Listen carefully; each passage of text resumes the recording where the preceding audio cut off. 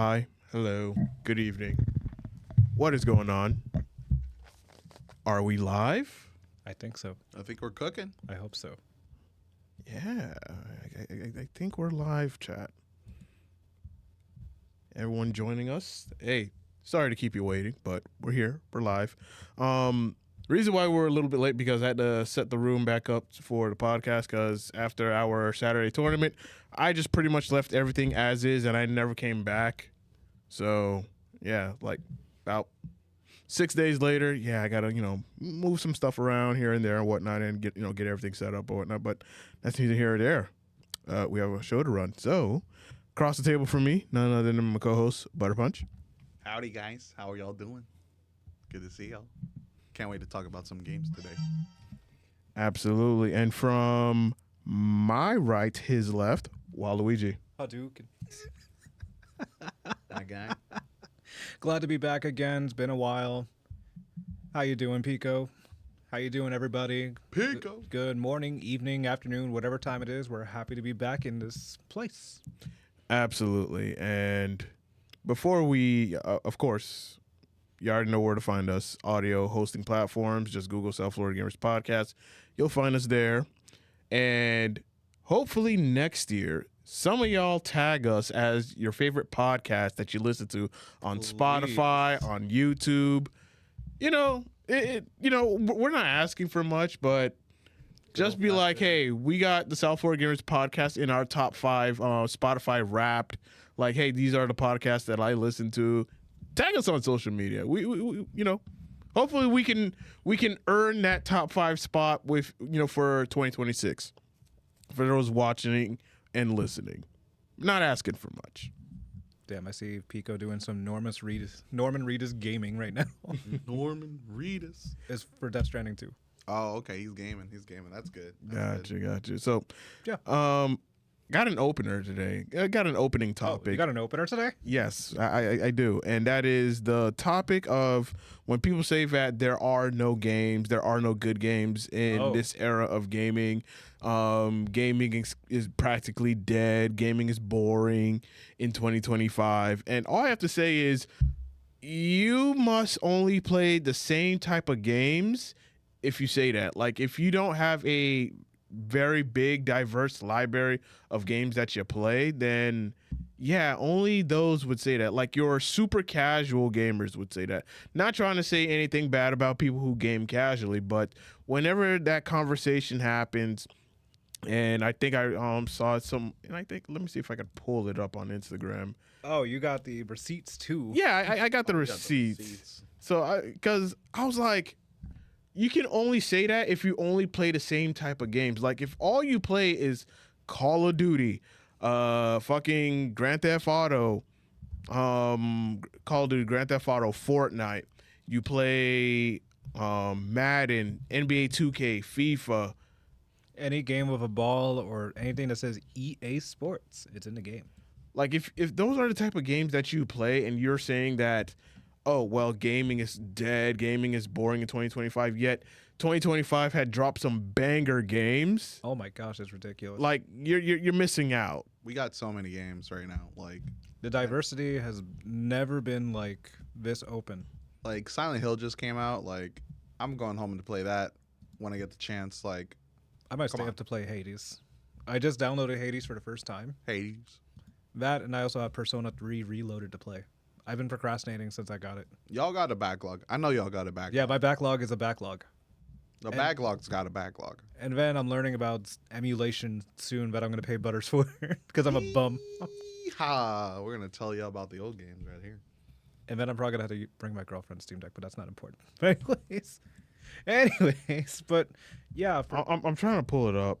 But like, you ever had those like one random person when you go to a fancy restaurant or something nice and you're like, let me get some chicken tenders and fries?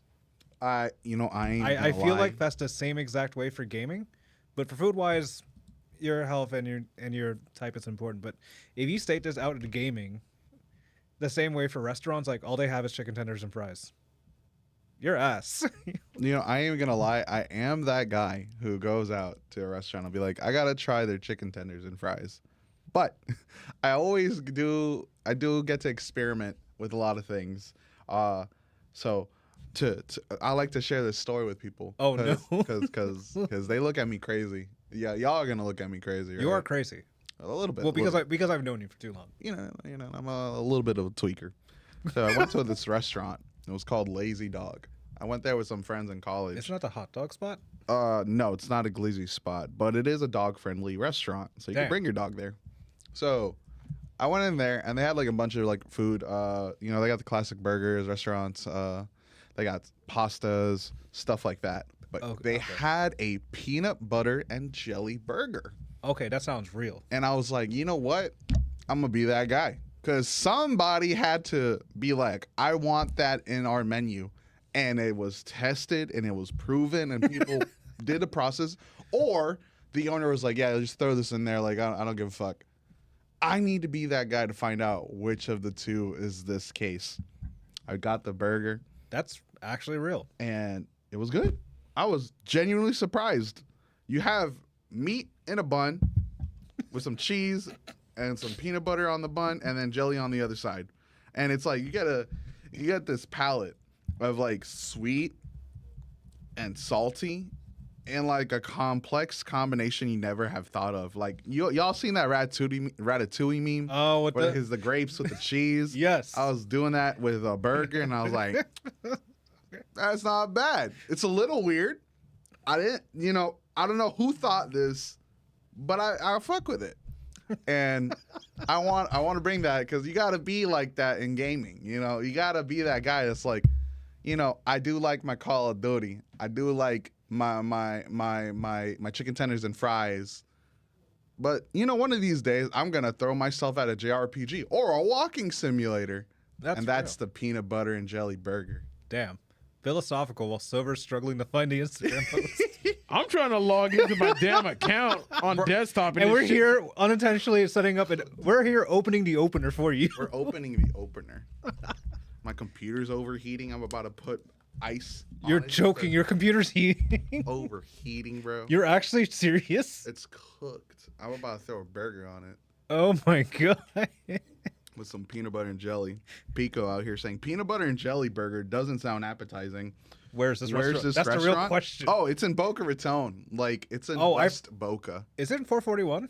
Yeah, and like next to 441 and I've passed by Blades. I've passed by it too many times and I've dodged it. No, it's a food's banger. I thought it was a hot dog spot this whole time. No, it's like a full restaurant. Okay, I'm convinced now. The peanut butter jelly burger is there.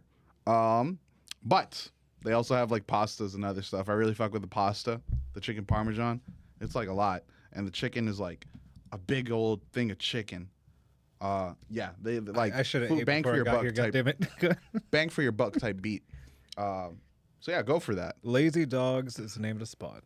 Lazy Dog. If you ever forget, just remember. But to carry on this hearty conversation. Yeah. But yeah, the ball and gun type of gamers are very unique because they will solely stick to games like that, and they won't even test out something like Arc Raiders. Oh yeah, I have so many people talk to me about Arc Raiders, and it's been such a wild experience for the solo players. Very briefly talked about it because they had like a beta that was super popular, and then you had the VTuber, the Burnt Peanut. Oh, I love that guy. Like, he's good in so many shooters. Like, just because he sets himself out of place from everybody, and he's not a generic anime girl VTuber, he's just a dude that will be screaming at the top of his lungs. I love it when he goes, and people actually come to that. I love that. Like, they will actually be attracted to that and die on the spot. They're like, what is that? And they walk over, poof, dead. It's a bait and switch. I love that guy, man. He's so hilarious. It's genuine interactions in people that play different types of games because you're seeing artificial intelligence work with the player against them. Work with them against them is a keyword, as in, like, they will find a way to adapt and ruin a player's day. If you're, like, from a long distance, they will find a way to jump over and wreck your shit. Bro. Or the player versus player concept while the AI is doing its thing. Yeah, I've heard a lot of stories of, like, there's always this continuous, can I trust this random player to help me with my objective and trust that they're not going to blow my shit clean off right now. Yeah. And then there's that agreement, right? Initially, if you get to that stage and nothing happens. It's a bro code at this point. But like that there's that thought in the back of your head. It's just like, something could go wrong Anytime. any point. And I think that's what makes that experience so inviting for a lot of players. That constant tension. And then everyone's at war with each other, which is super funny. It's called Raiders for a reason. It's not Ark Reason. Ark Reason. Yeah. Which is super funny. I wouldn't play the game personally just because there's a lot of content that could be made, and it looks like a grindish type of game. I'm now in my relaxed fighting game stage where I don't play fighting games serious, but it's entertaining just to piss people off. No, yeah, you got to terrorize people. Oh, yeah. Okay, all right, now I found the video. Okay, now we're transitioning. Now we're in the real opener. Now we're in the real opener. Now I have to. We need like a dramatic organ or something. Now I got to get the audio so that way y'all can hear it. I apologize for this. Oh, you're good. We're a podcast and we're just chatting, talking to the homies, having a good time. You know how it is. What's everybody else been up to? Y'all been filing taxes, seeing your loved ones, planning December? It's in December. Our taxes should be in April. Hold on. Bro, I'm trying to in United States standard. Yeah, taxes are somewhere else maybe. Japan might be a little crazy and do it earlier. Yeah, the yen, the dollar is strong there. The dollar is strong there. By the way, if you're planning on going to Japan, we were just talking about this. I heard that it's like $635 there and back. $650 for a round trip. But $650 round. I don't know if I love spreading misinformation. I don't know if that's for like a good couple days, few days, and so, but. That would be an entertaining gaming. Oh Lord, go for it. That is that's a deal. Oh, we got the wired connection. It's that serious of an Instagram post. Oh yeah, it's that serious. We got to get the audio in there. All right, so plugged it in chat. Let's look at. This is from the Black Hokage over on IG. Oh, that guy. The Black Hokage. I've heard of this guy. The reason you don't play games is because you buy 2K and FIFA every year. You don't have money for games. Let's talk about that. Oh, the economy, the inflation, like that plays a role, but it's not all the economy. The reason you can't afford to play no good games is because you spend all your money on bad games. You bought the $100 edition of 2K. You bought $100,000 worth of VC every year. You bought all 9 seasons of the season pass, all the latest fits. None of you play games. You just don't play games, bruh. Part of the reason you don't play games is because you buy 2K and FIFA every. All right, I apologize for the static noise or whatnot, but you pretty much get the gist of it. Yeah, it makes it feel like we're at a radio station right now. We're getting that live feed. that AM radio. Oh yeah, AM radio. Shouts out to the Black Hokage for spitting facts. Appreciate you. Yeah, like spitting facts. Yeah, like people. It's like, as you said, like people spend their money on just bad games, and then they complain about, oh, there's no good games out there. I'm just like, bro, you don't try them out, you don't play them, and then if you do play, be like, oh, I'm bored. Oh, I don't, it takes too long to get into X, Y, and Z, and it's just like, then you're never gonna appreciate it if you just start and then finish it, like see it all the way through, especially if it's a story-based game, and. Like I said earlier, the same people that complain about, oh, there's not a lot of good games, they still play 2K, they still play Madden, they still play FIFA, they still play Grand Theft Auto, and spend a lot of money on their on the shark cards because they want to get all the cosmetics, all the cool-looking cars, and all this other dumb shit. They spend a lot of money on Fortnite, they still play Fortnite, and you see how Fortnite is. It has evolved into something completely different. And of course, they still spend money and buy all the DLC, all the skins for every Call of Duty that comes out every year. So when people say that gaming is boring or gaming is going down the drain, I look to those same gamers and I just be like, you say that because you only play the same type of games. You don't play nothing else. There's a lot of banger games that came out this year and last year. And if this is all that you play, that's on you. If all you play is just a bunch of casual games. Oh, and let me throw another one in there. Roblox or Minecraft. So if you play all of these games and then you're saying gaming is boring, as I said, it's all on you. You just got bored of these games and you don't want to venture out and try other new games. Like, perfect example, last year, Stellar Blade came out. That's an action game. If you're a person that loves Devil May Cry games, hack and slash games, you could have played Stellar Blade. And if Stellar Blade wasn't it, then you could have played Black Myth Wukong. 2 banger games that came out last year, single-player games. And if you want multiplayer games, but you don't want to fight against other people, but you're just you and your homies, Helldivers 2 came out last year. Yeah. I'm just saying. Spread some democracy out here. For real. And then you look at this year, you have Arc Raiders that dropped this year, Battlefield 6 that dropped this year, Lost Soul Aside dropped this year. What else game that also came out this year? Y'all can chime in too. A fucking Silent Hill F came out this year. Exactly. Expedition 33 dropped this year. If you're on PC, Peak came out this year. Peak, literally Peak came out this year. Best $5 I ever spent. Yeah, like there's just so many options out there. Yeah, Hollow Knight Silksong came out this year. Oh yeah, Hollow Knight. Y'all were waiting for this one for years. Any of the Persona remakes, if you're on PC or if you don't have a PlayStation. Like we there's so many games out there. And if you bought a Switch 2, you have options. Oh yeah. Yeah. You could play, Sonic Racing Crossworlds came out this year if you like racing games, casual racing games at that. And it's available on all platforms. I don't know about the Switch and Switch 2, but it's also available on the Xbox One, the Xbox Series S and X, the PS4, and the PS5. Oh, yeah, and PC with crossplay. I forgot about Hades 2. Hades 2 came out. Hades 2, yep. I mean, you know, we had the early access, so like that's a nuanced thing for you. But we like to say once the game is released, that's the game, right? We have that. And then Metroid just came out. I know y'all been waiting for that one too. Yeah.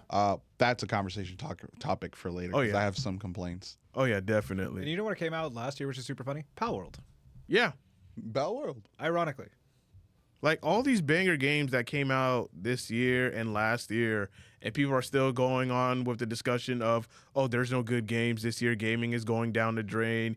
Gaming sucks right now. And it's just like, that's because you only play the same type of games over and over again. Like, I got off of Call of Duty after Modern Warfare 2. Like, I'm done. I'm never touching Call of Duty again. Fortnite, I played it during its earlier years. I played Chapter 1 and that was it. And I just stopped, and I went back to Fortnite again when they had the no build. I had a lot of fun with that, and then I just completely stopped because I'm just like, I'm waiting for the next new Battlefield. I'm not feeling 2042, but I just played Fortnite just for the hell of it because it had no build mode.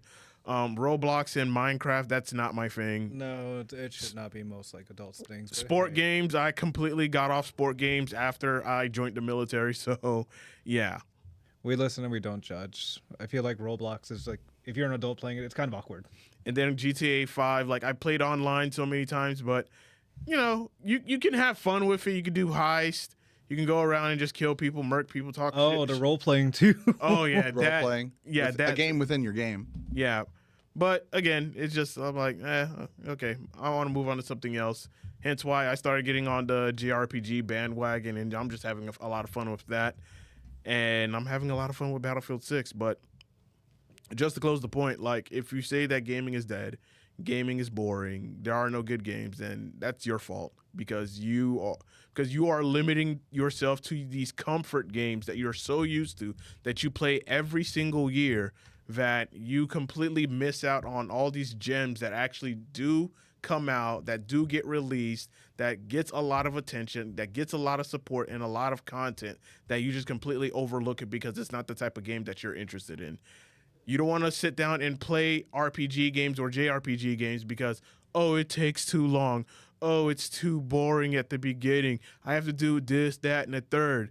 But yet you're not in the conversations when people talk so highly about these JRPG games or That's RPG real. Games. You're not in those conversations, and you will never experience the type of feeling that people get when they finally complete these RPG games, whether it's 60 hours, 70 hours, 80 hours, or even 100 hours. You're not in those conversations. No. You can't. There's nothing you can say because you don't have no experience. And of course, your hack and slash games like your God of War, your Devil May Cry, Stellar Blade, Black Myth Wukong. You're not in those, Berserker. First Berserker. Yeah, you're not there.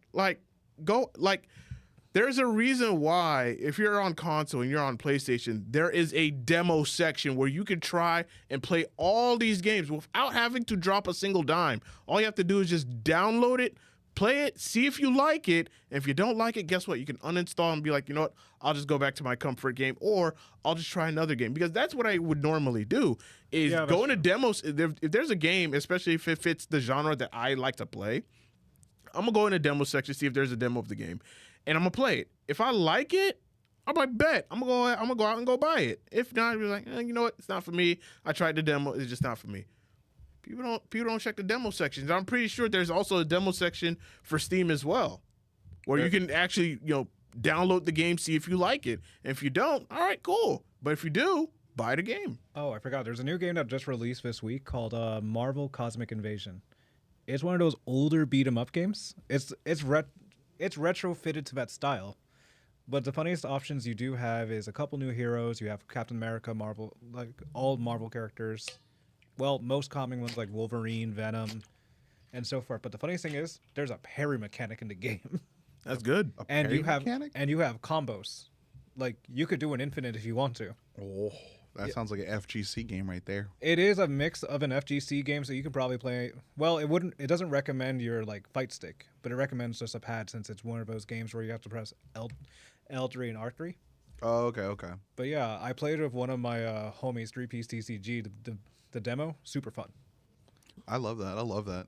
Also, demos are literally within the store page of the game. Like, if you look for the game, right, and you're like, oh, I kind of want to buy this game, you can, like, before you even buy the game, like, it's there. You have the $70 tag, right, or less. Right under it is the demo button for that game, if it offers that. A good examples of JRPGs that have demos that are about 2 to 3 hour long experiences minimum.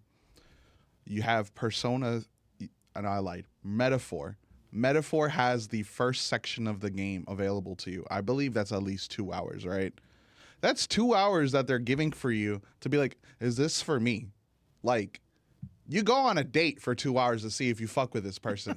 So, and you pay $20, $30, right? Maybe 5, 10, cup of coffee, however you go about this. You can totally do a demo for free and spend about 2 hours to see if you fuck with this game or not. You know what I'm saying? So give it a try. Give it a try. Nah, Butters is speaking facts. He's speaking facts. No, I just almost choked my water. He caught me off guard. my brother here is speaking facts. Nah. He's definitely speaking facts. Don't be afraid to try games. That is the opener. Exactly. We can say. Yeah, that's the opener. Like, don't be afraid to try new games. Like, don't limit yourself. Like, if you're a gamer, and even if you're tight on cash, demos exist for a reason. And then, of course, see if there are games out there that are free to play that you might enjoy. Oh, wait, there's also discounted websites. There's GameStops that have, like, pre-owned games. Yep. And what's the worst? You return it and ask for a refund, like a normal person. I'm going to shout this out. Gamefly. Gamefly is still doing its thing, bro. We don't got Blockbuster no more, but you could do Gamefly. $25 a month, 2 games or movies if you're about that too. Like, oh yeah, there's economic options. Are you a PC? If you're a PC gamer, low key, you're kind of cooked. Yeah, like you might have to go use the PC Game Pass, but like, why are you gonna do that to yourself? But there, Steam sales happen all the time. You got CD keys, you got G2A, you got Kinguin. Like, you have a lot of resources on the computer, and then for consoles, you have GameFly and discounts throughout the whole year for any games that are old or new. Oh, you're spitting facts, actually. I'm looking at the prices right now. Yeah, like... You have a 30-day free trial at a standard $19.50 a month.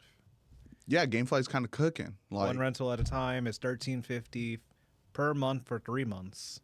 2 rentals at a time, $18.50. 2 rentals at a time for 3 months, $23.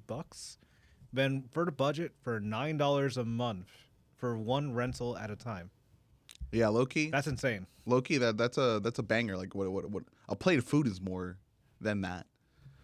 I want to highlight 2 comments. Pico saying, "I'll just be playing the Marvel Tocon beta since I have a gaming PC to play Avatar." Understandable. I hope I get the Avatar pass, but I have not gotten an email, and I'm depressed.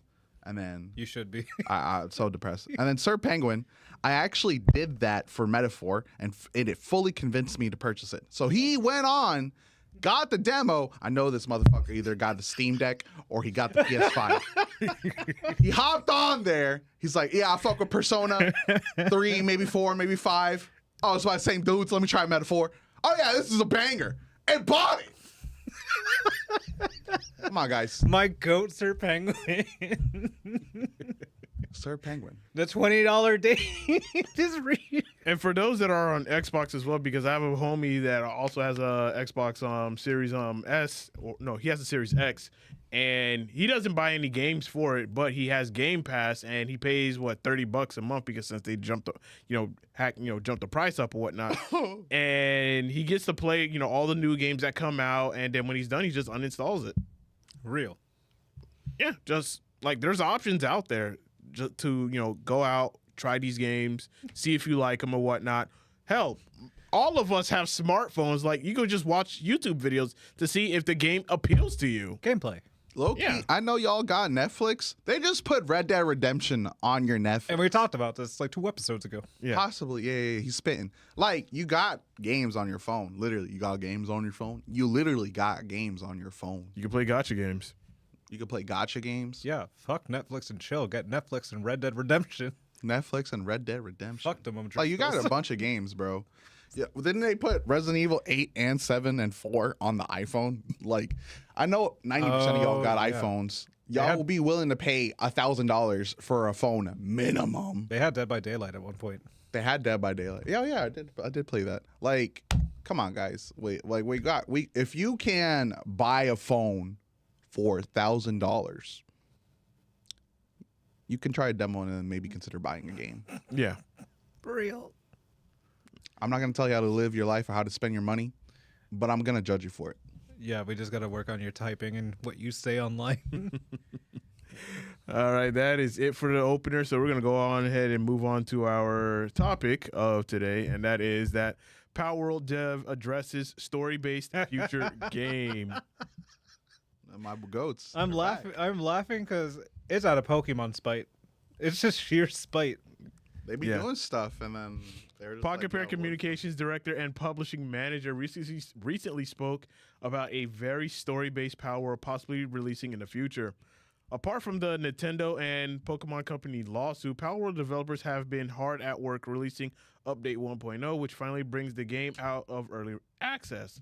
However, while they work on this version, the community manager has spoken of a narrative-based PalWorld title that might pique players' interest. PalWorld was never designed to be a linear narrative title, but could get a story-based game in the future. Spotted by Games Radar, Pocket Pair's Bucky recently asked fans on X what one thing they would add to PalWorld, and the fan responded, more story elements. The player elaborated that they tend to lose a sense of purpose while playing the game without having any story elements to bank on. Bucky's answer to this request was straightforward. PalWorld is a surviving craft game and was never designed to be a linear narrative game. It's an open-ended on purpose. However, PalWorld's communications director and publishing manager understands that a lot of creature collector fans are used to story games, Pokemon being one of the most popular ones of the lot. He concluded stating, perhaps in the future a very story-based PalWorld can be made, though. This statement doesn't confirm anything, but it doesn't rule out a narrative-based PalWorld title releasing in the future. Damn. So I'm going to just leave it at that. What are y'all thoughts? I like that idea that they're going for potentially going for a story-driven narrative, because for a game to have like Pokemon, right, like of a comparison, like to have a narrative be part of that experience expands like a lot of more lore potentially in the world that isn't just hidden within like scriptures or interaction with characters. There's a direction, there's a message that's being said that's not player focused and more director focus. And I like that, I'm a linear game kind of guy. So usually when a director makes a kind of story game, there's a purpose, there's a message that's to be said, or there's an experience that needs to be shared. And for a developer to think about doing that for PalWorld, which is like an open world game with like survival and like farming experience. I think that's really fascinating. I'm excited for it. Okay. Waluigi? Yeah, they're definitely doing it out of Pokemon spite. Yeah. They're just like, Nintendo, please fuck with me and see how far you go. You can do another patent. I dare you. And I'm looking forward to that. An actual story plot driven game with PalWorld. Like, the Japanese are so base for making this game, especially for the fact I mentioned a long time ago that they actually had a gun enthusiast that was a teenager making the designs. You know, mad respect. You know, gotta make bread. Like, they're actually like dedicated to the whole like shtick of messing with Pokemon, or just creature capturing at its finest. Let's see how it goes. Yeah. As for me, I'm down with this idea of having a story based game for PalWorld, because now they have to think about how they're going to craft this narrative for their future title. Of course, getting writers, getting voice actors, and then just setting up a plot to where people can get into from start to finish, and then seeing how far you can go with that story, how far you can go with the narrative for for many, many years down the road. Pokemon, like many of us, we've grew up with it. There's lots of stories that you can that has been told within the Pokemon universe, whether it's through the games or through the TV show. We've seen it all, we've heard it all, and Pokemon's good at it. So with PalWorld coming into the mix, this is their time to shine, and I'm interested in seeing how far they're going to be able to go with this. So we're going to keep an eye out on it. I'll keep an eye out for it. I already paid for it. I already bought the PalWorld game, so I haven't bought it yet, but if it's on sale, I'll probably snag it. Yeah. Okay. Butterbut, you want to bring up that one topic that you want to talk about? Oh, yeah, shit. I've been waiting for this one. All right. Okay, so we're open up that link for me. We're going to share it with the class today. I have it on my laptop. Let me know when it's up and ready to go for the class to see. Oh, my God. The Metroid Prime 4 one. Damn, I don't have it on this shit because of fucking Twitter. Yo, Twitter, why you keep fucking up our shit, bro? I'm losing revenue. I gotta go make grilled cheeses. You want me to send you the links over? Yeah, send me the link. Got it. I got you about to DM you right now. Okay, never mind. Made it easier for me. I'm about to put it in the podcast right now. Because the fact this came out today, literally. This is like a fresh, hot article. All right, Butters, it's all yours. All right. So we're gonna read this along. So, Metroid Prime 4 went viral with a clip showing how eerily quiet its desert is, with players discovering that the only way to add music is by buying the new Samus amiibo toy. So, wait, what? You got this YouTuber. He's out here. If we scroll down and then play the video, you're gonna see his experience with the game, and he's like, "Yo, it'd be pretty dope if there was music. It would be like 3 times better if it was." And we're gonna watch this clip, and we're gonna just experience it, a snippet of that experience ourselves. I don't got to Switch 2, but I got people who fuck with Metroid.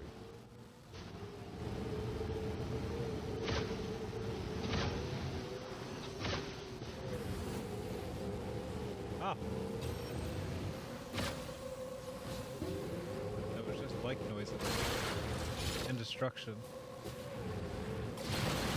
Nice little 3D perspective.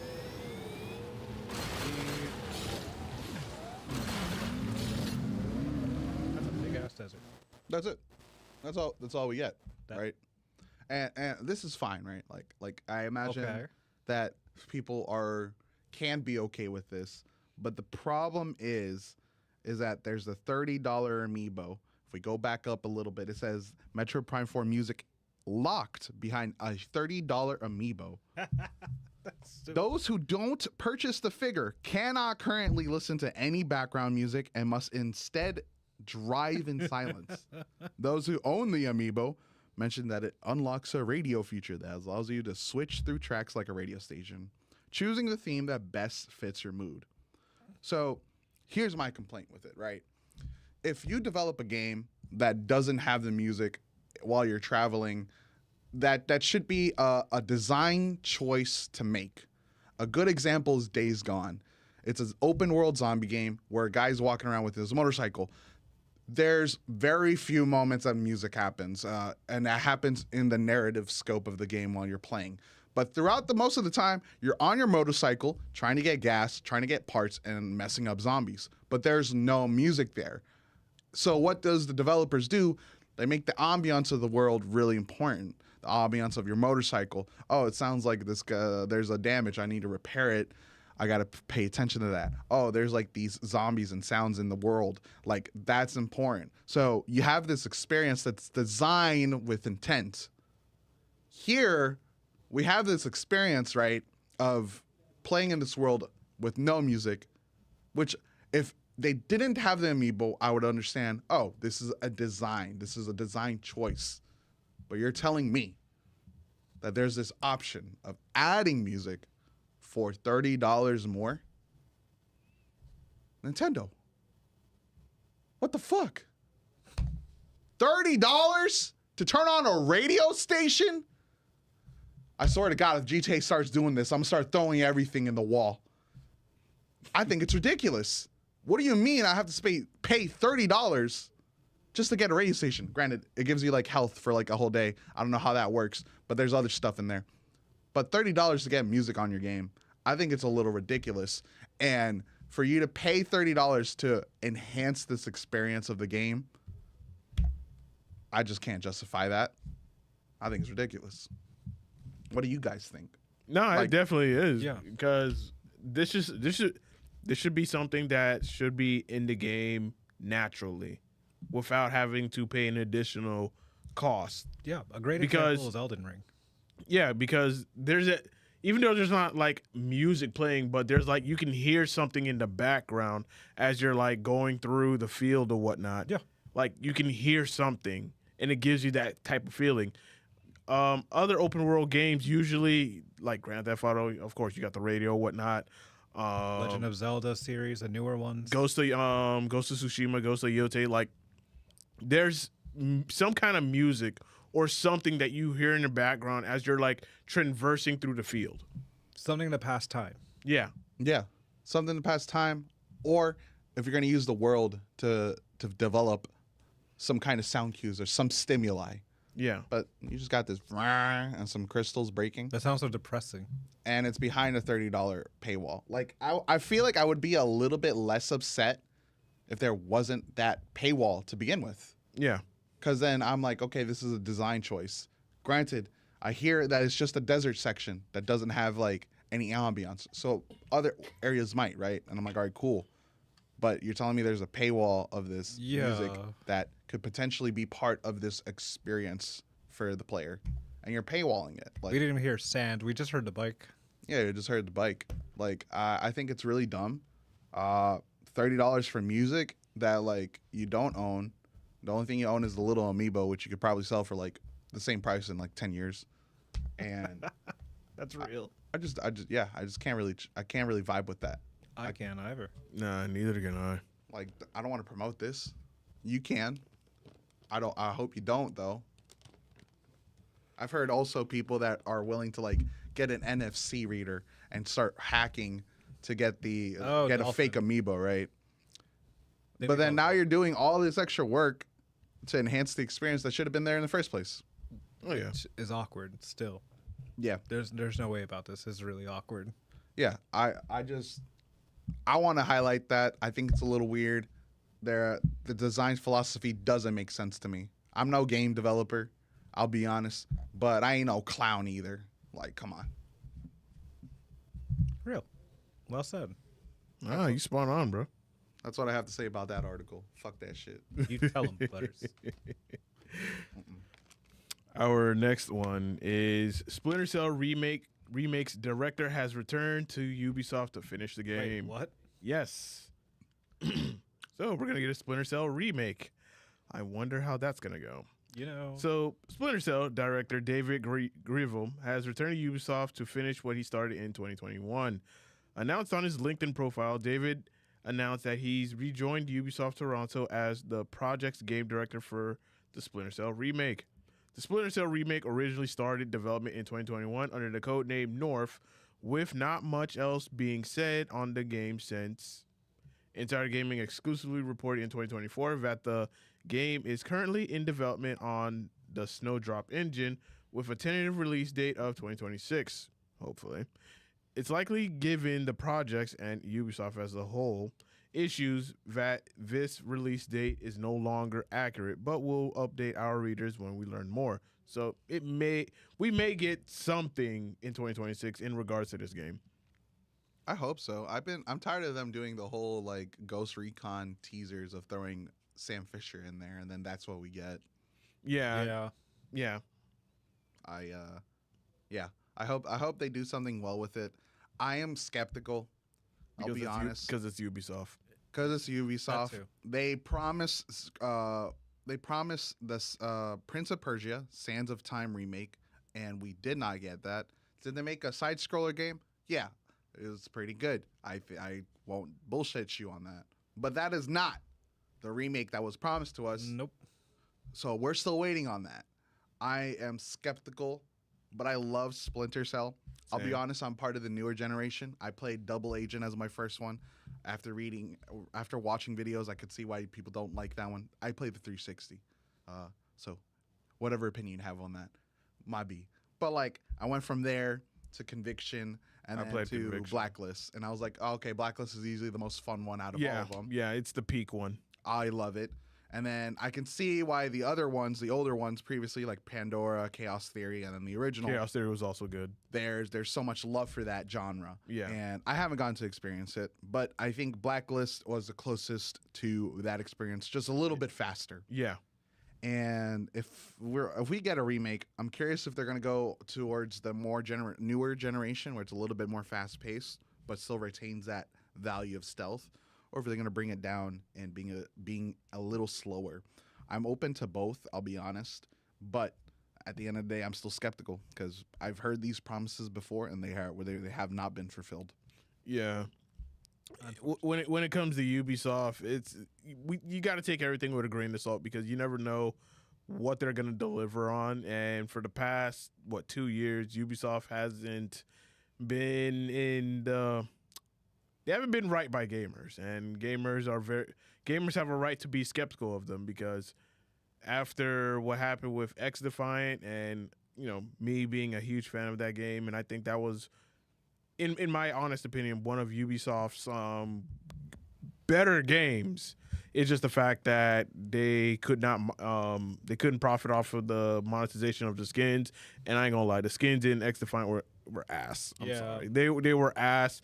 And when they announced that, hey, they're going to be shutting down the servers, and then they released all of the content that they were going to drop to us, it made the game so much more enjoyable because we end up having Assassin's Creed characters in. We also had Far Cry Blood Dragon character in there, and we end up getting a lot more content towards the end that they were working on, and then they just added in, and I was like, oh man, this would have been so good. And it would have been good if X Defiant was still out and available now, especially with the games that we got. But then again, I think they wouldn't do well against Battlefield 6, but maybe they could, stifle Call of Duty Black Ops 7. I even think any game made by AI could stifle it. Yeah.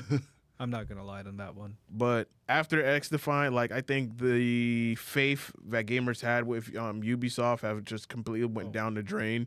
So it's going to be hard for them to regain that trust with the gamers again. And it's like, y'all got to deliver a banger. And it has to work day one. The monetization, it is not predatory. It's not predatory to the point where it's like a pay-to-win type of thing. Not like Call of Duty. But yeah. Brother. I used to watch these YouTubers that would make a video every time a new gun came out. $30 and they're popping off, and then it's a new gun, it hasn't been nerfed yet, and they'll make a new gun after it gets nerfed. Oh yeah. Speaking of Ubisoft, do you guys remember that they did an anime collab with Assassin's Creed Shadows and Attack on Titan? Yes. I haven't heard anything positive about it, bro. I saw a Twitter clip of it where they show you a section of the game. I think it's hilarious. It's nonsensical. I'm gonna try to pull it up. it's nonsensical, right?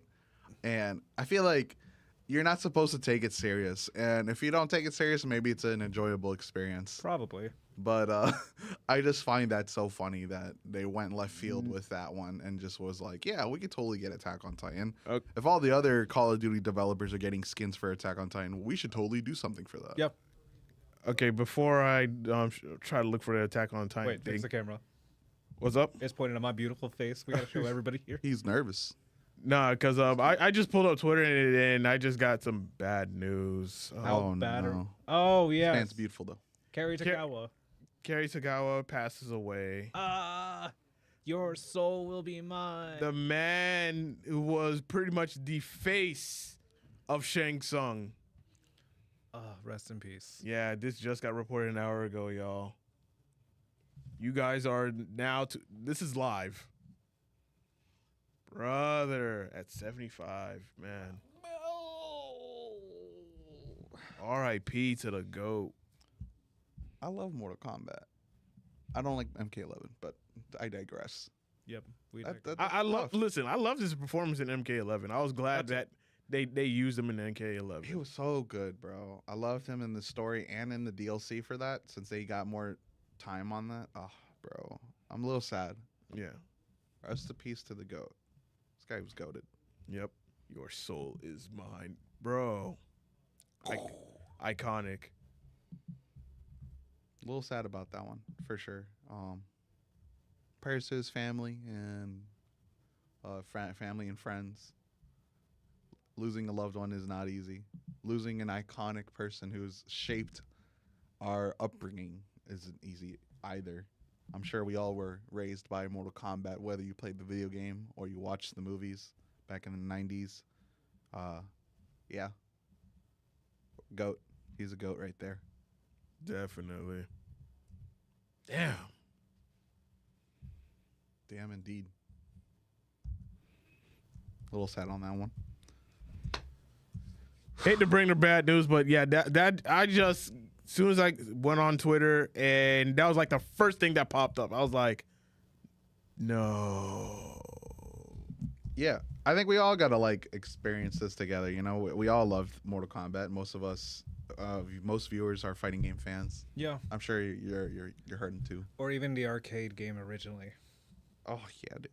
Hey, we got some Mortal Kombat cabinets right here in Flynn's. Real. I might slap some buttons soon over there for the one time. All right, I found the Assassin's Creed clip. All it's about 3 minutes, so buckle up. We can like skip through it, maybe. I mean, okay. Okay. What the hell is that model? All right. Spoiler alert. This is during season 3. Yeah, this looks season. Brother, what is that? But like when there's Sasha in the corner, I think that's Sasha. Rest in peace. R.I.P. Spoiler alert again. You want a meal monster? Come and get it. Ooh. Nah, the animation for his face is just. Yasuke's voice acting is good. I will say that. I never really listened to it. But like, what on earth is this? Oh, it's normal running, but that model just looks so. Ugh. I love the running animation for it. Yeah, because Titans do run badly. But like, this is not Japan. Titan is on my heels. You must hurry.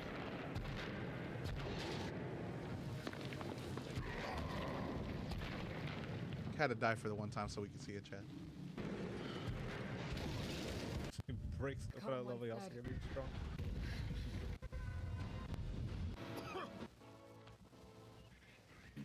Creature. Thank. Oh, so it just died in the cave.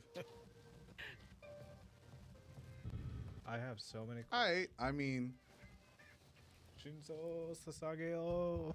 Shinzo Sasageo. But I mean. It's just such a mediocre story. I feel like that like you shouldn't take it seriously. Like it's an Easter egg at this point. You shouldn't. At all. Man, that just looked Horrendous. Cringe. A little rough. A little rough. Little rough is loosely based, but you're right.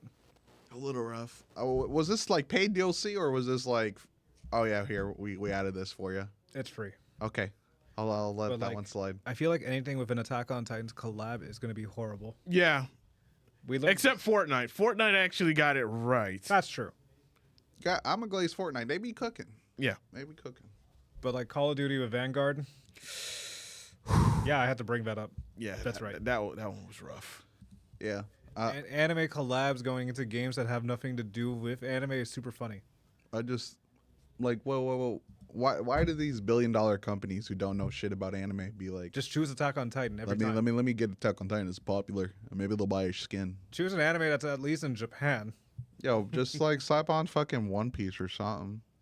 Not really Japan, but technically Wano. But you're right, Yeah, slap on Wano. What's a because I don't like you're fucking dealing with samurais, not pseudo German. pseudo German? Yeah, we gotta do Naruto then. We'll do Naruto. I think that's a good slide on that one. Nah, What do you mean they got ninjas, bro? they have ninjutsu. That's complicated to explain. Fair. So you got that. Imagine Yasuke just doing like Rasengan or something. I would compared do to that? I would do it with honestly with Demon Slayer. I would say Samurai Champloo.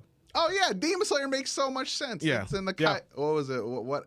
It's in the Kaido era in Demon Slayer. I forgot what era it is properly. Yeah, pronounced. I would even say Samurai Champloo if you want to be more realistic. Yeah, but they don't. Yeah. They want money, so they're gonna put Demon Slayer on. Yeah.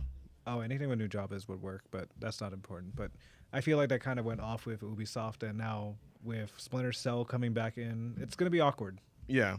It's like a really awkward place saying, hey, I'm coming back after a while. Bear with me. Yeah, they're remaking Splinter Cell, so it's pretty much we don't know what direction they're gonna go with that game. We're just gonna have to wait and see. Yeah. Since it's gonna be a remake. So we'll see how that turns out. We'll hear about it in next year, and I honestly think probably by 2027 we will be able to play it. Yeah, I hope we get some cool announcements for the Game Awards next week. Same. All right. Any other topics that you guys have to share? Because those were my topics. We had the original one for Dan Houser, didn't we? Which one? Dan Houser says people leading the push for AI. Oh, bro, I don't even have that on my shit. Want me to send you the link? Yeah.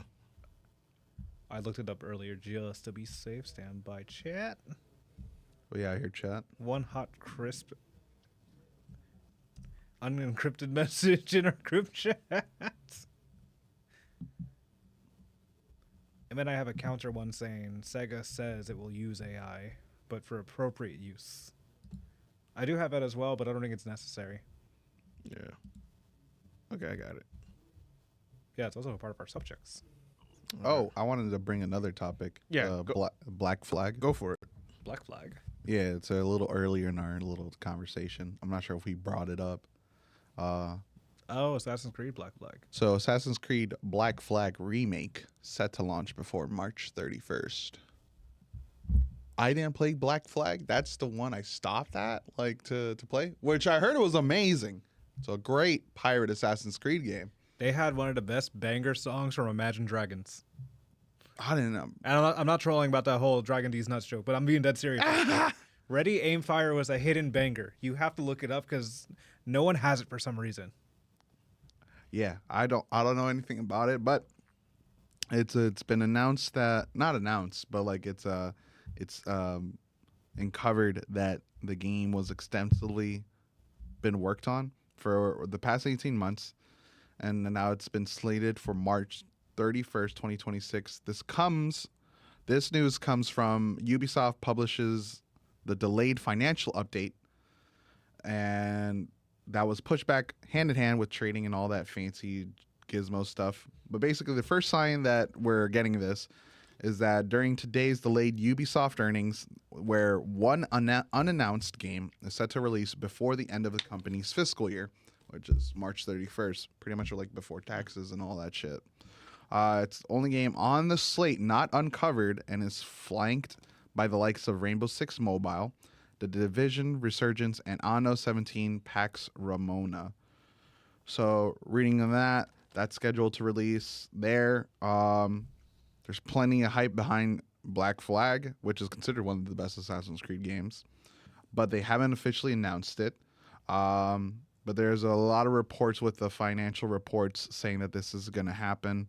Honestly, I wouldn't be surprised if either this or Prince of Persia gets like a little announcement at the Game Awards next week. I think it's a really opportune time to take advantage of this opportunity to promote some games that are remakes. I didn't play Black Flag, but I've heard many things, and they were all great things. I'm curious how you guys feel about Black Flag having a remake. Let's hope for the best. That's all I gotta say properly. Yeah. Did Ubisoft ever make a remake? I'm not sure if they ever did. Assassin's Creed 2. Assassin's Creed. It was pretty awkward looking. I'm not gonna lie to you. I thought it was a remaster though. I'm sorry, it's a remaster. Remasters and remakes to me are almost similar. We could. That's a whole conversation topic. We could totally get into it. Remakes and remasters. Leonardo's eyes popping was the funniest thing in that remaster. Yeah, I can't think of any if they did a remake. Chad, if you find one, let me know. But nothing Assassin's Creed 3, which is upsetting. Yeah. Pain. Did you get to play Black Flag, Silver? Nah, I'm not into Assassin's Creed, unfortunately. I stopped because it was just a lot of money back then, but now it's like relatively cheap. No, yeah. I stopped after Assassin's Creed 3 because I think in the narrative, Desmond, which was like one of the guys you play two worlds, one where you go inside the history of like the character, and then one in the real world, and then the main guy died in the real world, and I thought this was the end of it all, but this is kind of buns of once Desmond dies, the game just shifted way too far. That's why I stopped playing Assassin's Creed, but it was a part of my childhood. Yeah, Assassin's Creed Revelations, I think it was the one where he died, and then I was like, okay, cool, I'll play 3 or Revelations, but yeah. So then Black Flag 4 came out, and I was like, my story's done with this game. But yeah, that I'm curious. I'm hopeful if we get an announcement on that, because then I can have an excuse to play the game. Or Prince of Persia. Ubisoft, step it up, bro. I need something. Yeah. That's why I said Ubisoft needs to rebuild consumer confidence, because they've been taking L after L after L, and people are not confident in whatever they're going to put out. So they're going to have to slowly rebuild consumer confidence all over again. Yep. And it's going to take a while, because the fact that there's other competition out there, your original dev team that you had when you had banger games, they no longer work for you anymore. So we're going to have to wait and see at this point. And may the odds be in their favor. Yep. Mm-hmm.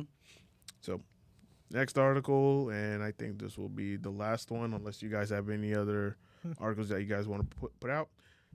Dan Houser says the people leading the push for AI are not the most humane or creative people. Ooh. Humanity is being pulled in a direction led by people who aren't fully rounded humans, he says. So just with the headline alone, my assumption, before I even read this article, my assumption when I saw this headline, I'm guessing it has to do something with gaming, because I think there was a situation that happened where a guy or someone on the internet, maybe a journalist, wanted Steam to remove the label from games that are made by AI, and Steam was just like, no, if your game is made by AI, it's gonna say made by AI. It's real. Because the fact that they don't want the negative stigma of, oh, this game is made by AI. And with us gamers, we know that if this game is made by AI, it's pretty much a giant scam. Yeah, I like that Steam's doing that, because it also protects them at the end of the day. Oh, yeah. Where it's like, Steam's like, we get if it's part of a creative tool, but if you're disappointed that there's AI stuff in our games, we're letting you know that there's AI stuff on this game, but we're going to let it to the discretion of the developer and creator if it's fire or not. But we're just letting you know. Yeah. It's a fair warning, because most people just don't want to spend money on a game that's fully made by, not even by the person itself. Yeah. But just, hey, a thought that's executed and then just typed in. Well, gonna need more RAM to play that game, buddy. Mm-hmm. Literally. Former Rockstar writer Dan Houser has delivered another criticism of generative AI, suggesting that those leading its growth aren't the most fully rounded people. In an interview with the Chris Evans Breakfast Show on Virgin Radio, Hauser was speaking about his book, A Better Paradise Volume 1, and Aftermath, which tells the story of a video game project that goes wrong when the AI created for its where the AI created for it becomes too powerful. Evans asked Hauser if he agreed with the argument that while AI is a combined harvester gathering information, it will never fully replace human creativity because it can't capture the human spirit. Hauser replied that he agreed, adding that the leaders in the drive to push generative AI to perform certain tasks aren't necessarily the people most well-versed in those areas. Some of these people trying to define the future of humanity, creativity, or whatever it is using AI are not the most humane or creative people, he explained. They're sort of saying, we're better at being human than you are, and it's obviously not true. One of the things we're trying to capture is that humanity is being pulled in a direction by a certain group of people who maybe aren't fully rounded humans. Evans then asked if this meant Hauser doesn't believe the current wave of AI will end up being the enormous success such people want the general public to believe it will. He says, as far as I understand it, I personally don't think it will because I think AI is eventually going to eat itself, he replied. Because as I understand it, which is really superficial understanding, the models scour the internet for information, but the internet's going to get more and more full of information made by the models. So it's sort of like when we feed the cows with cows and got mad cow disease. I can't see how the information gets better. Yo, Silver. Oh, shit. My camera went out? Yeah. You're a missing character. God damn it. It was going so good. But don't worry. I sent another topic I want to talk about. I'm about to send I think my another camera one. just went out. I think it just powered off. Did it power off or something? Possibly. I mean, I'll unplug my laptop. Worst case, it still has juice.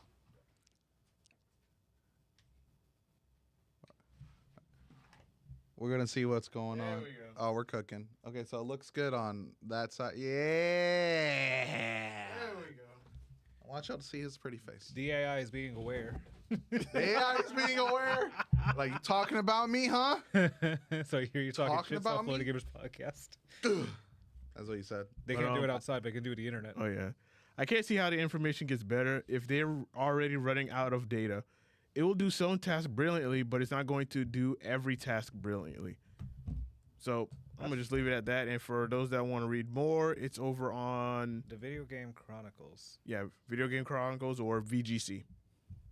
Damn. So with that, when it comes to AI, especially with gaming, I'm not a fan of it because, as he said before, like, it doesn't capture the human element. Like, we know how a game feels to us when we play it, when we try it out, that AI at that point cannot emulate that.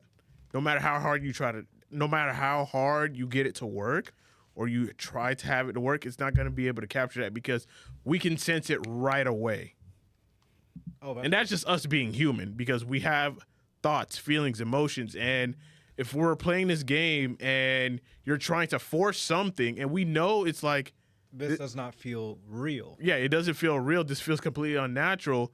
Then that's going to backfire on those developers and game publishers who are trying to use AI to develop games because they can use it to the point where they can put out games much faster. And it's just like, no, we don't. Granted, we do want certain games to come out sooner rather than later. And that's normal anticipation. Yeah, especially if it's a game that you know you like and you love. But for gamers who've been gaming for a long time, years, decades, 2 decades or whatnot, you already know that you want games to take time. Like, take your time making this game. Let this game cook for a while before you set it out and have everyone enjoy it. Mm-hmm. Because I got something to say after this. Because if you give it out, if you rush it out, it's going to backfire. And people are not going to accept it, and they're going to want their money back. And guess what? You end up going out of business. Yeah, let me tell you something. Yeah. You know what's super funny? Even the most unnatural fantasy games without artificial intelligence has more humane expression and emotion. Baldur's Gate is a perfect example. There is no normal shit that happens in a Baldur's Gate run half the time, but it cannot be digitally like assembled and assessed because the voice acting actually has passion. Yeah. And the aggression and so much negative consequences in people. Like you see the natural, like even though it's 3D modeled, you obviously see the expressions that people can create, modeled and worked hard on. But if you're just trusting on your processor, your RAM and AI stations, you're out of luck. Like you may not get the most attractive viewers. It might be just wasting your money. Oh, definitely. Yeah, I don't know how I feel about AI being on games. I think it's a little scary because it could go into a scary direction. I think Pico mentioned that Let It Die, the video game, uses generative AI. The new one, because there's a second one coming out. I would have to look into it to verify. But you said you wanted a topic. I have a topic that Pico just brought up that I wanted to bring up. Yeah, go for it. Do you want to? No, you can go ahead. All right, cool, chat. Let's get into another one. I got the article for the next one. So Pico says, outside of gaming, you guys heard that Banana Fish AI dub. So I'm going to fill you guys in. So Banana Fish is a anime that Amazon has in their platform to watch.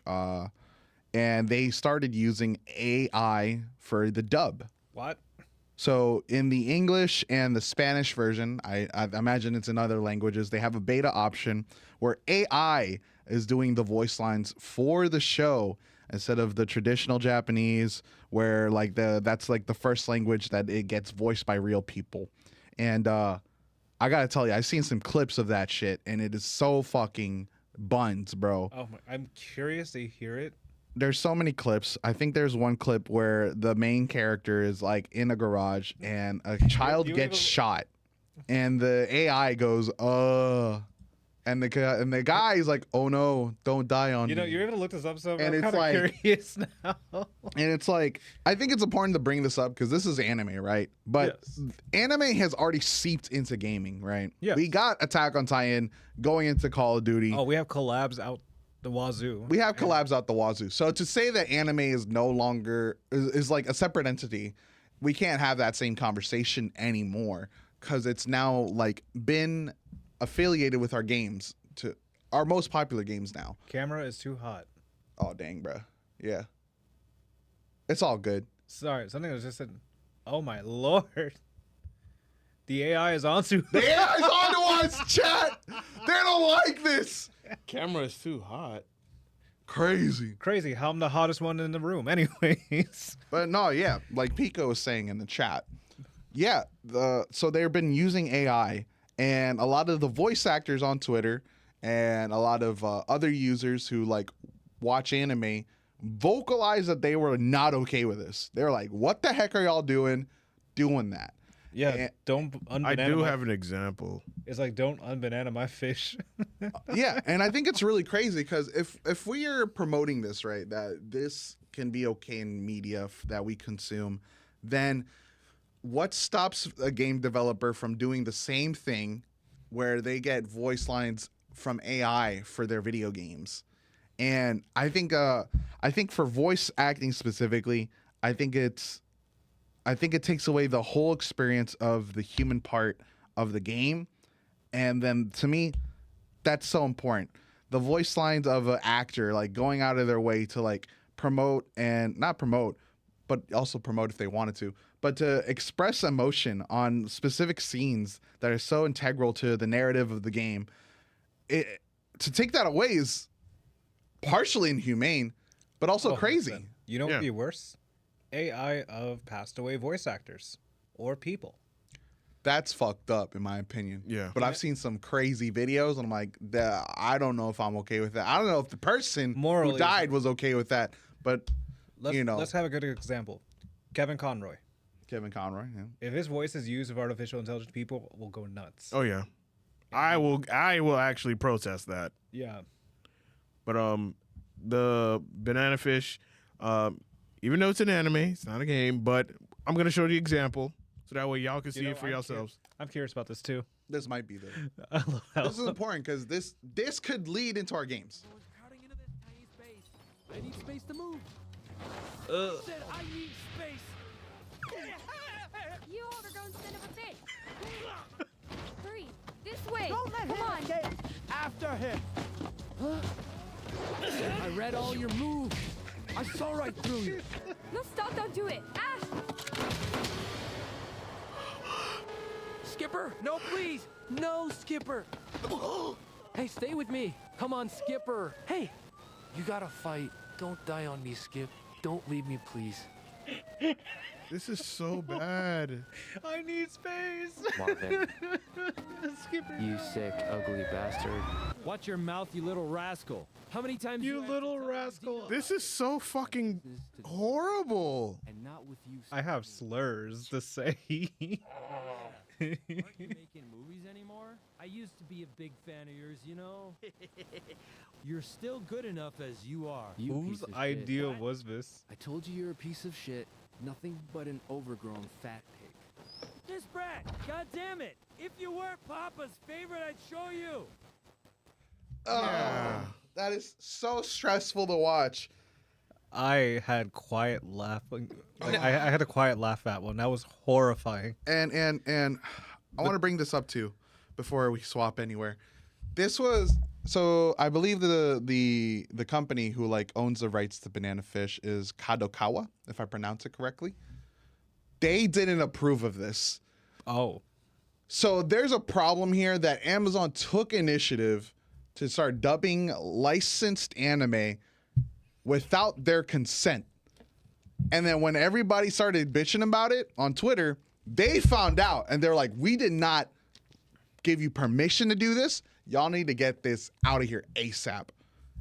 And I'm glad they took it out eventually.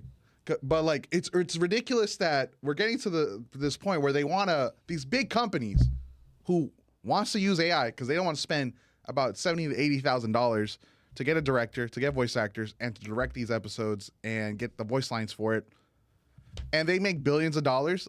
Like they're trying to cut these corners that could be that people value these experiences, these anime shows that they love and they have so much attention and love to that they've been like raised with or that they watch now and they attach these important memories and experiences to these shows and then they do AI to take it away from them.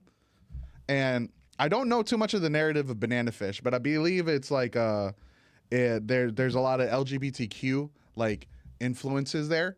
So this is for a demographic that's for them, and to use AI to take it away from them is just it's fucked up. It's insane. And I for it to go to anime, I'm scared of them even trying to do that for gaming. It wouldn't go far. It definitely wouldn't. That's why I put that on the screen. This shit is so ass. This shit is so But really? ass. No, it's so cringe. That was the worst thing I've witnessed. I don't like that. I don't want it to go into our games. I would be protesting so hard. I will not be giving them any of my money. I would not. I wouldn't even buy games that are using AI to dub voices of voice actors or whatnot. Like no, because we just seen this example and it is so terrible. And it goes horrid. And it goes back to the article that I read earlier that with AI it cannot capture the human element. No matter how good you have it to use, it will never capture the human element. It just not. It's not natural. How they prompted everything.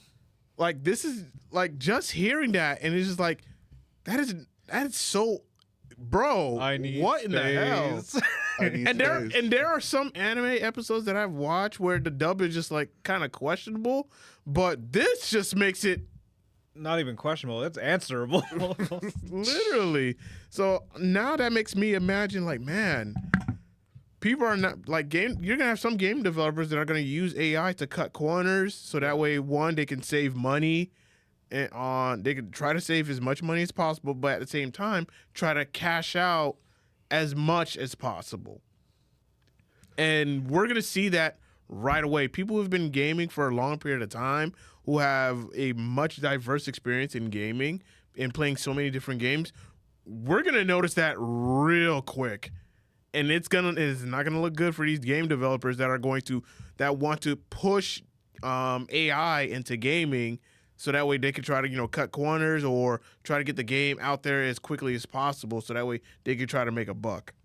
That was painful. Like, that's gonna be stuck in my memory until I die, probably. Yeah, I don't want to experience that. Like, if I see the light and I just hear banana fish, I'm gonna cry. I have over here Sir Penguin saying, bro, I would lose my shit if I heard any kind of AI during the One Piece Marineford arc. I swear to God, bro, if I get any kind of AI on my shit, oh my God, I'm throwing it at a wall. Pico is based. I would prefer Ghost Story English dub over any AI dub. Exactly. Think of a big black man chasing you. At least he's not racist. Like, what the like? If y'all haven't seen it, y'all should definitely watch it. Right? It's hilarious. It's definitely one of those shows where it's like, hey, for the English dub, just go bonkers, and they're like, you can say whatever you want. And you're like, yeah, you can say whatever you want. So it becomes a complete different experience from what the Japanese dub was for abridged voice acting is so much funnier too with everything else. Yeah, this is a licensed, like, paid project dub. Ghost Stories, yeah. Ghost Stories. Like, this is not even like a YouTube meme. Like, this is the dub. It's a completely different experience. It's 100% real. But like, I would take that over the fucking AI experience that like we just saw. I have tears coming down my eyes. Holy shit. I would not want that for anything, because now you're also taking away these people's livelihood. Like, people who spend time to study this craft, to study these shows, these mangas, and to go out of the way to learn the material and then voice it. Like, you're taking away a whole field of work that is part of the creative form. And I think that's fucked up to be even doing that, because dub is popping off for the past decade or more, so that we have dubs in different languages. Like, we have dub in Spanish, we have dub in English, we have dub in fucking Italian, French. I just put on Spy Family in Spanish dub for my family like an hour ago. I was like, holy shit, that's so dope. My parents can watch anime. So, like, I think it's insane that Amazon was thinking this is okay. And then the issue of like doing it without the consent of the publishers, that's a real big fucking red flag for you, Amazon. That's a big fucking red flag. A company going out of the way to be like, yo, what the fuck are you doing? Yeah, that's a big scary thing. God, no. That camera way too hot, Butters. You're talking real shit right now. Every time I talk about AI, bro, I swear the camera's freaking out. But you know what? I'm gonna stand my stance. Yeah. The funny thing is, I sent an article based on AI as well, which is ironic. Yeah, But yeah, for the topic I sent out, it's pretty much saying Sega says it will use AI in game development, but only in appropriate use cases.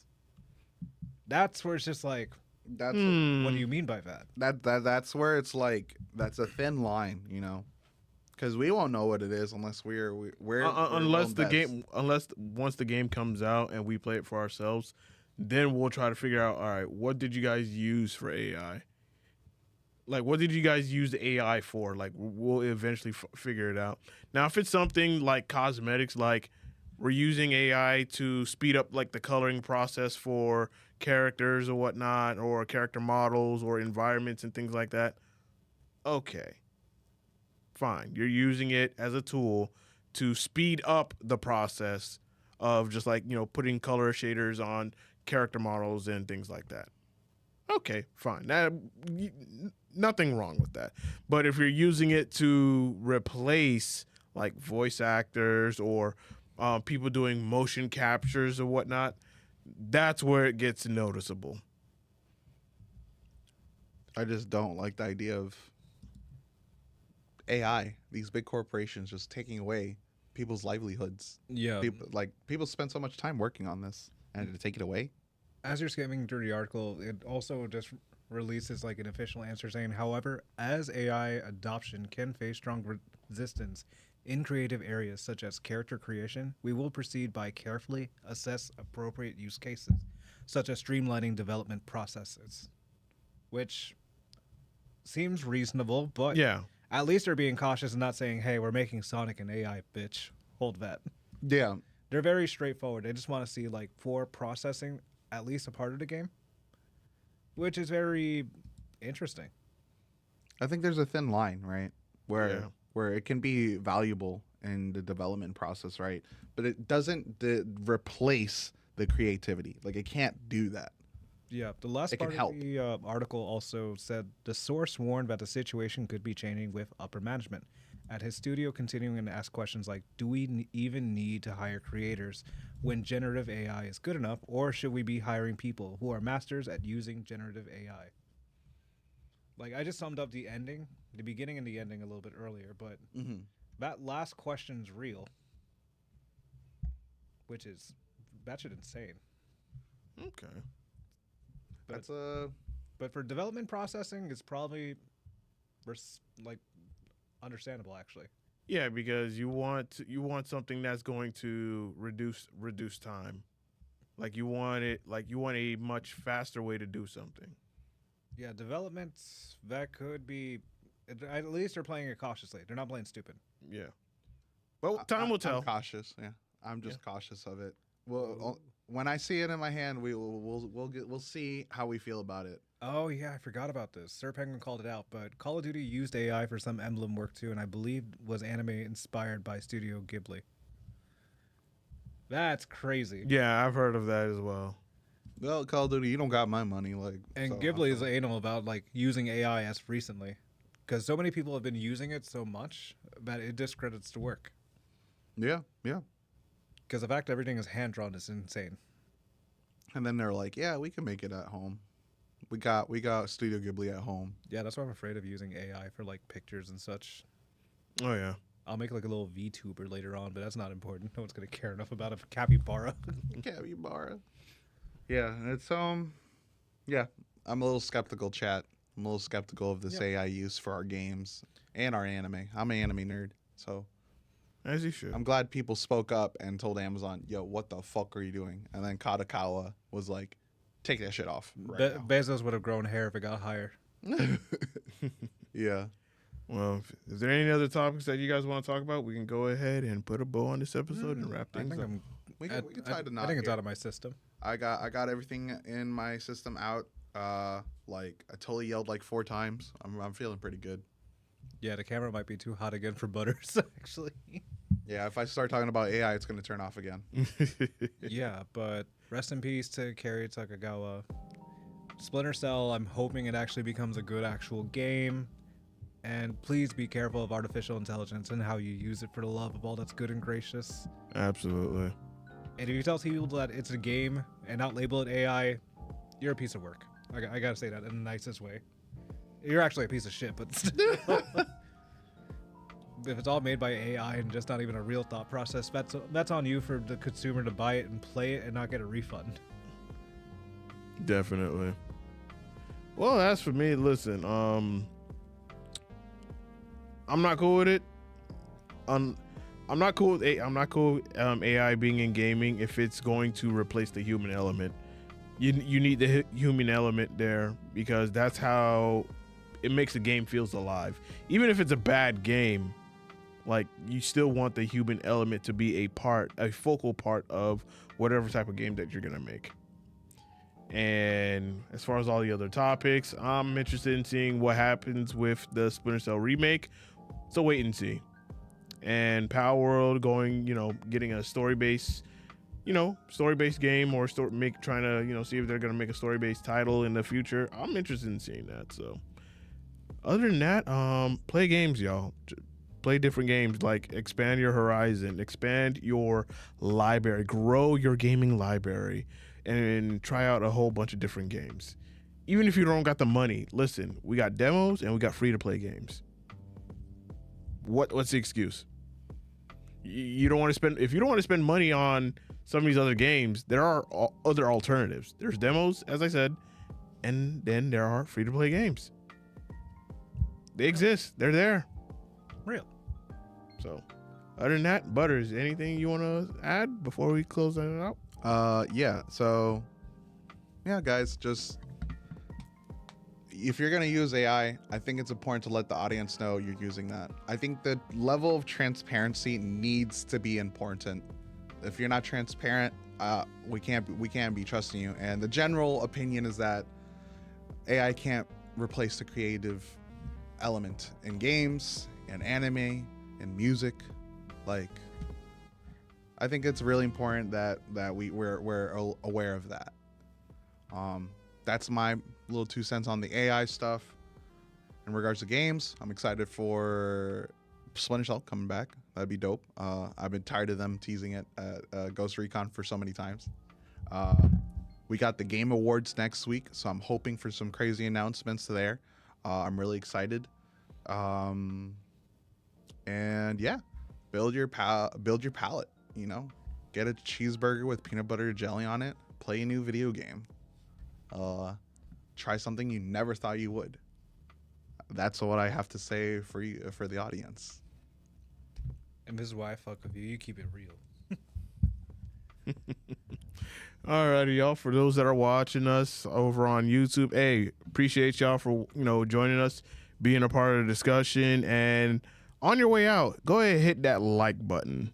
Like and subscribe, please. Please hit that like button, y'all. We appreciate y'all. Thanks for having us while you're making food or doing laundry. And of course, next week Thursday is the Game Awards, so we are definitely going to 100% do our live reaction like we did last year. And yeah, it's going to be an interesting one because it's going to be real interesting what we'll find with Game Awards. I probably will get somewhat copyright, but don't worry. After the Game Award, after the Game Awards stream, I'm just gonna end up deleting the entire video. So you definitely want to physically. Oh, we'll make clips out of it. Don't worry. Yeah, we'll make clips out of it, but you physically want to, tune in and watch it along with us because man, there's gonna be a lot of discussion, and I may invite one person to join us. Let's hope it could be you. I don't know, but still. Could be. Alrighty, y'all. This has been episode 159 of the South Florida Gamers Podcast. We are signing out. Peace. Bye. Man, it's hot as fuck. Yeah, it is. Yeah. I can see why the stuff was overheating. We didn't have fans for like a while. I had to take off my belt to cool off, and I didn't want to look like a fat ass. No, I was already take off my shirt, bro. Midstream, I was gonna be like you're gonna cut to you, and then it comes back to me just shirtless. It's hot as fuck.